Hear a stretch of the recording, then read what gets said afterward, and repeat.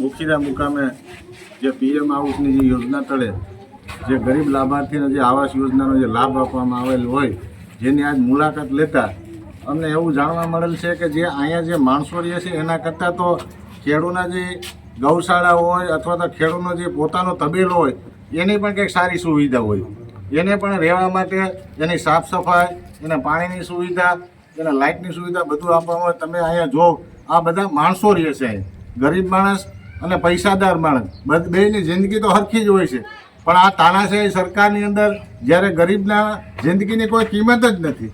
આવી હાલત છે, આ એકે આવાસ રહેવા લાયક નથી.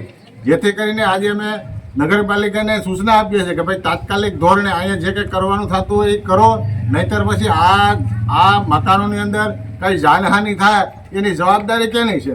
ગરીબની જિંદગીનો કોઈ કિંમત જ નથી. આવું વર્તન ચાલે એમ?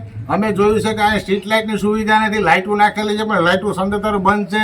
ક્યારે ચાલુ થયું હોય સ્થાનિક માણસોને અમે પૂછતા એ પણ એમ કહે છે કે ભાઈ લાઇટો છે પણ અહીંયા લાઇટો છે નહીં. અહીંયા સાંજના 7 વાગ્યા પછી કોઈ પણ બેન દીકરી કે કોઈ પણ કામદાર માણસને આવવું હોય તો વિચાર કરવો પડે એમ છે. ચારે બાજુ બાવળના જંગલ છે.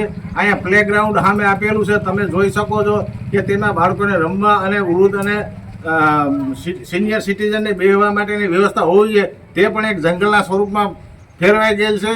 અને અમે જ્યાં ઊભા છે એ આંગણવાડીનો બ્લોક છે.